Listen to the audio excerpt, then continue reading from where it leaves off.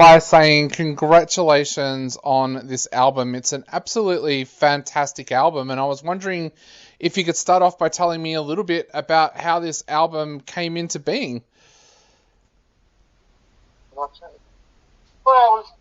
yeah, you both start off. Well, the songs, sadly my wife passed away nearly 5 years ago this December, and me and Mark have always been in bands and stuff, and I hadn't been in one for a while. So I started writing a few tunes, a few melodies, some words, and asked Mark to come along and to help with the process, and it was all about me just trying to deal with things, and the only way I could do it was through music. So that was how River Night was born. We sort of started writing some songs. Yeah. Then we started having fun with songs, and then from there we wrote the album and recorded it as and when we could through the lockdown. Yeah, through lockdown. So that's how it came about, and that's how River Night was born. Darren, that was a pretty traumatic time for you to go through. What was it like trying to sit down and write music like that? Because I've been through something very, very similar, and I actually found it was really difficult to write during that time. How did you find that experience of trying to write at that time?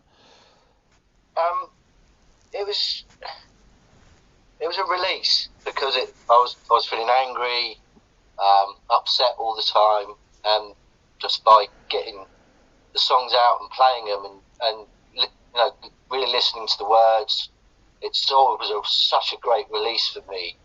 I mean, even now I still get emotional when I play the songs, even though we've played them loads and loads of times. So they really, really are a big part of moving forward and trying to get like a positive spin out of it as well. The album's it's always got a positive message there. Yeah.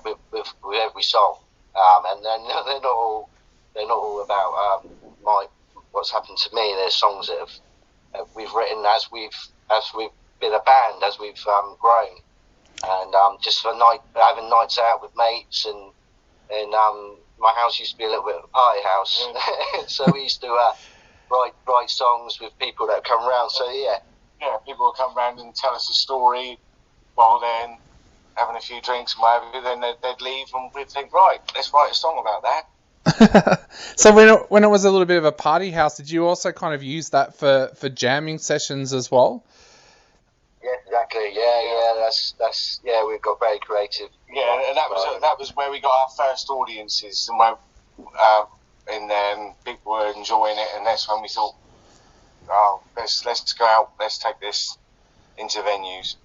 Definitely. So tell us a little bit about where the name River Night came from, and also tell us a little bit about when you guys first started out. What kind of style of music did you want to play? Because I noticed on this album that one of the brilliant things about it is it's so many mixtures of different genres and styles. Thanks. Yeah. Well, it's a bit boring, the name, to be honest. We were struggling to come up with a name for ourselves, and my name's Stone River, and Darren's name is Darren Knight, so River Night. Yep. It's that simple. We were just fortunate that it kind of has a nice ring to it. Yeah. So what kind of style and genre were you guys aiming for? We're never really aiming for any particular style or genre. It's just it all starts off an acoustic guitar strumming chords and put a melody and words over the top, and that's how it starts, and not really aiming for any particular style. I think there's styles that are in there from what we've heard from growing up. Yeah, and we're getting on a bit now, so we've got a lot of albums and a lot of advice that we both like, a lot different to each other as well. So I think that comes across as well. Mark does like the heavy metal side stuff. Yeah. But I'm more sort of James Taylor sort of Joni Mitchell sort of styles.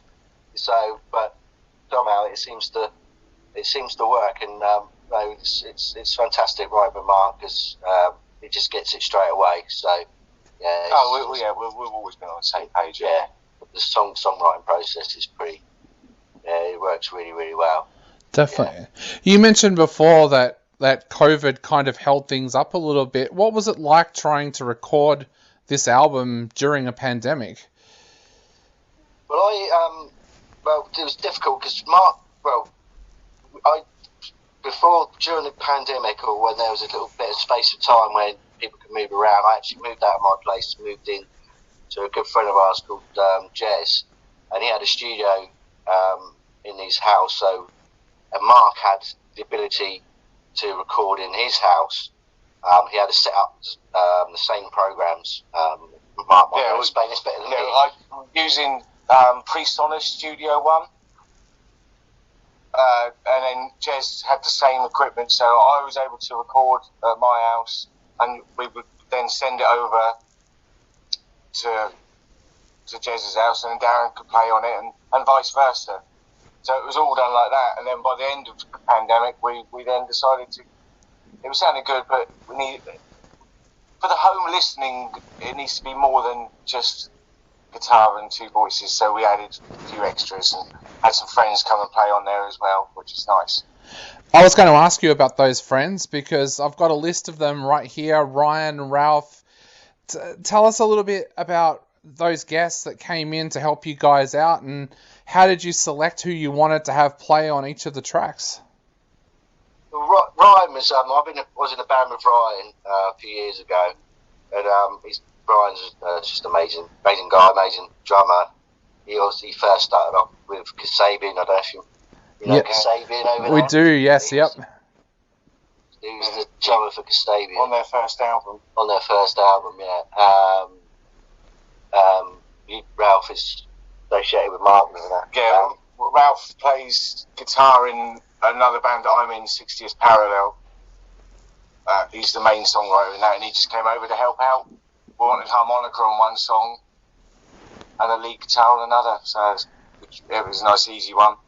Yeah. And Georgie's Jez, the guy whose studio it is, that's his daughter, who's up and coming. She's got a fantastic voice, and she's in a great band called South Coast Ghost.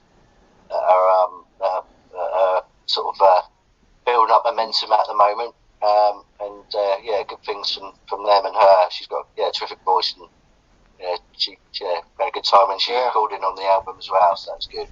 Yeah, and then there's the final song on the album, which has got a few guests on there. Yeah, we've got Big Daddy Rap Beast, who's a local rapper, who's he's a fun guy, and he was just perfect. He's not a mushroom. He was perfect to do the rap on the end of on the last song called Free. And that just ends the album perfectly for us. Yeah. There's basically people there just chatting and having a laugh. Yeah, it's just a vibe. Happy, enjoy yourself. That's who we're on the album. Yeah. Definitely. Well, the album takes you on an emotional journey. That's what I found when I took a listen to it. If our listeners fall in love with the tracks that we play off the album, where can they grab a copy of it? It's available on all the streaming sites. And then you can buy it through Google, Amazon, and all them. And it's also, we've got a Bandcamp page as well. You can get it there.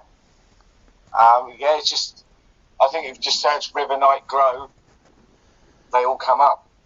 It's funny because I Shazammed our song the other day, and it comes straight up on Spotify. That's awesome. Well, guys, I'm going to throw it open to you. Which track off the album would you like us to play on the show right now? Oh, that's a good one. Either She Came Round, because that's the kind of the opener of the album. It's the kind of the debut single. Then there's Mystic Miles. Then there's a load. Then there's Sense Out Crisis. It's difficult like that. Well, we might start with She Came Round, and then we'll play another track as well. But guys, to finish off the interview, what would you like to say to all of our listeners out there before they get this chance to take a listen to these amazing tracks? Just like to say thank you for listening to us. We hope you enjoy the songs, enjoy the album, tell your friends, have a listen. There's some great words in the songs, some great melodies.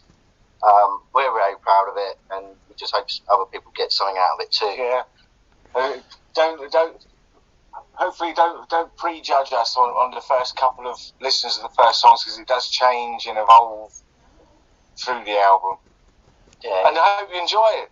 Just enjoy it, and yeah. Hopefully we'll see you one day. Yeah, we'd like to get over to Australia and play.